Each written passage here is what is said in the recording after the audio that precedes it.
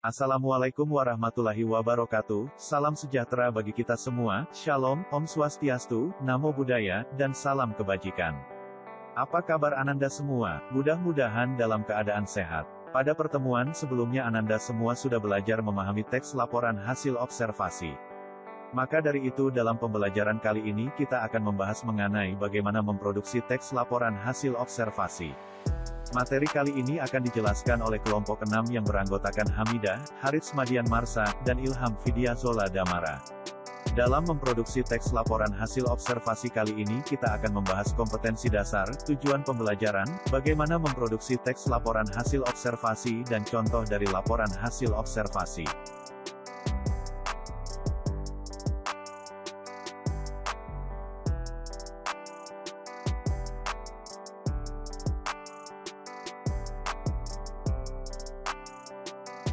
Baiklah kita masuk pada materi pertama, yaitu kompetensi dasar. Kompetensi dasar 3.2 yaitu, menelaah struktur teks laporan hasil observasi, karakteristik, dan kebahasaan teks laporan hasil observasi. Kompetensi dasar 3.4 yaitu memproduksi teks laporan hasil observasi secara tulis berdasarkan kaidah-kaidah kebahasaannya.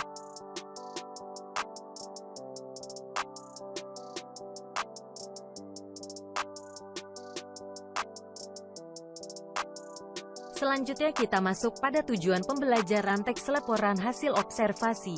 Dengan memproduksi teks laporan hasil observasi melalui kegiatan pembelajaran dengan model pendekatan discovery, peserta didik dapat menelaah struktur dan kebahasaan teks laporan hasil observasi, menentukan topik teks laporan hasil observasi berdasarkan permasalahan yang diberikan, menuliskan teks laporan hasil observasi, dan menyunting teks laporan hasil observasi yang telah dituliskan, serta mampu menafsirkan teks laporan hasil observasi yang telah diproduksi dengan rasa tanggung jawab, disiplin, bersikap jujur, percaya diri, serta pantang menyerah selama proses pembelajaran.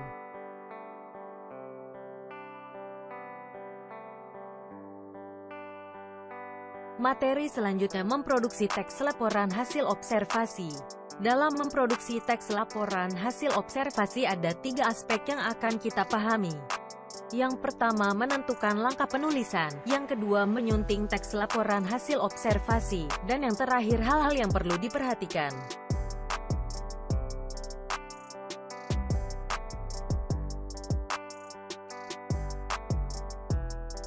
Baiklah selanjutnya kita akan membahas aspek yang pertama yaitu menentukan langkah penulisan. Memproduksi teks laporan hasil observasi dimulai dari menentukan tema kegiatan observasi, kemudian tentukan tujuan observasi, lanjut melakukan observasi, menyusun kriteria aspek yang harus dilaporkan, kemudian mendeskripsikan unsur yang dijelaskan sesuai aspek. Yang ketujuh melengkapi teks laporan hasil observasi dengan data dan gambar dan yang terakhir membuat simpulan.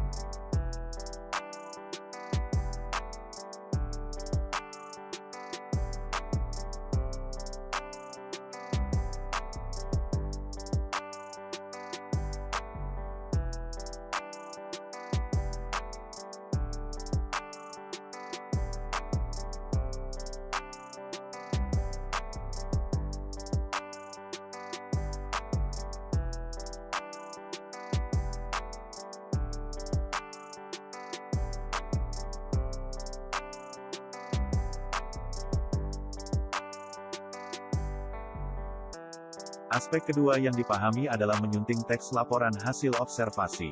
Penyuntingan dilakukan bertujuan untuk mendapat teks yang lebih baik dan terhindar dari kesalahan. Menurut NST menyunting merupakan menyiapkan naskah siap cetak atau siap terbit dengan memperhatikan segi sistematika penyajian, isi dan bahasa menyangkut ejaan, diksi, dan struktur kalimat.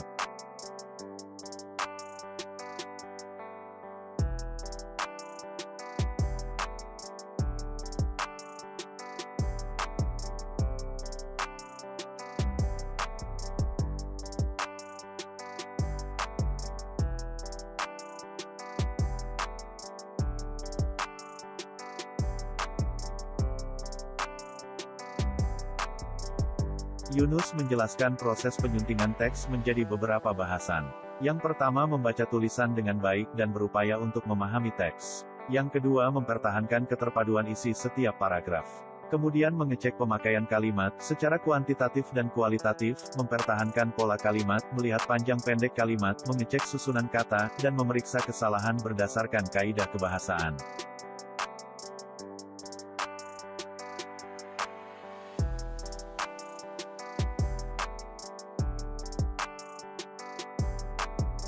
Kemudian Ananda juga harus paham hal-hal yang diperhatikan dalam menyunting sebuah teks. Ananda harus paham ketepatan penulisan huruf, kata, lambang bilangan, serta ketepatan penggunaan tanda baca, ketepatan menggunakan kata-kata untuk mengungkapkan suatu maksud sesuai dengan situasi dan kondisi. Keefektifan kalimat untuk mewakili gagasan atau perasaan penulis yang ingin disampaikan kepada pembaca. Struktur kalimat yang baik harus mengandung unsur kaidah kebahasaan dan keterpaduan paragraf.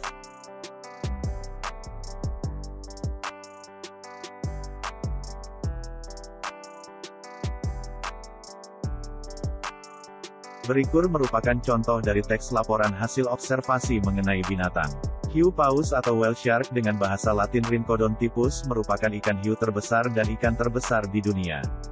Hiu ini disebut hiu paus karena ukuran tubuhnya yang sangat besar dan bentuk kepalanya tumpul mirip paus. Namun ikan ini tidak dikelompokkan dalam jenis paus. Panjangnya bisa mencapai 14 meter dengan berat 15 ton. Ukuran rata-ratanya sekitar 7,6 meter. Hiu paus memiliki mulut besar yang lebarnya bisa sampai 1,4 meter. Mulutnya berada di ujung moncongnya, bukan pada bagian bawah kepala seperti ikan hiu pada umumnya. Ia memiliki kepala, lebar datar, moncong bulat, mata kecil, 5 celah insang yang sangat besar, 2 sirip punggung, dan 2 sirip dada di sisi-sisinya. Hiu paus memiliki 3.000 gigi yang sangat kecil tetapi jarang digunakan. Hiu paus merupakan penyaring makanan. Hiu paus memiliki warna tubuh dengan corak khas yaitu berbintik dan bergaris kuning muda dengan pola acak pada kulitnya yang berwarna abu-abu tua. Kulitnya sangat tebal mencapai 10 cm. Ekornya memiliki sirip bagian atas jauh lebih besar daripada sirip-sirip bagian bawah. Meskipun ikan ini namanya hiu paus, namun ikan ini tidak menakutkan karena makanan utamanya adalah plankton. Ikan ini makan dengan menyaring air laut menyerupai kebanyakan jenis paus. Disebut pula dengan nama hiu tutul merujuk pada pola warna di punggungnya yang bertotol-totol, serupa bintang di langit. Ikan ini dapat hidup di dekat pantai maupun di lepas pantai. Namun, menghabiskan lebih banyak hidupnya di dekat permukaan air. Hal tersebut berkaitan erat dengan makanannya yaitu plankton dan biota kecil lainnya yang berada di permukaan. Hiu paus merupakan hewan yang soliter, sehingga sangat jarang ditemukan dalam kumpulan yang besar. Hiu paus mempunyai persebaran yang luas dan hidup di perairan panas di lintang lebih kurang 30-40 derajat daerah ekuator. Taman Nasional Laut Teluk Cendrawasih menjadi salah satu habitat hiu paus di dunia. Lebih 50 ekor hiu paus dapat dijumpai di lautan Kuantisor.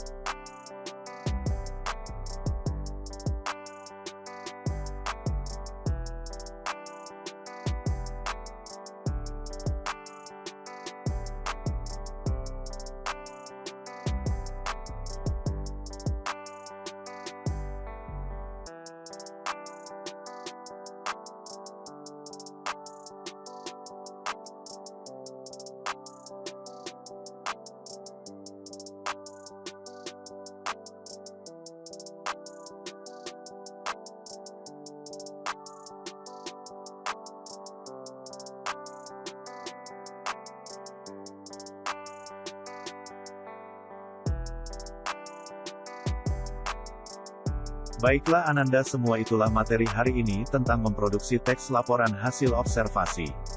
Kami selaku pendidik berharap Ananda semua bisa memahami dan mengamalkan teks laporan hasil observasi. Selamat belajar dan terima kasih.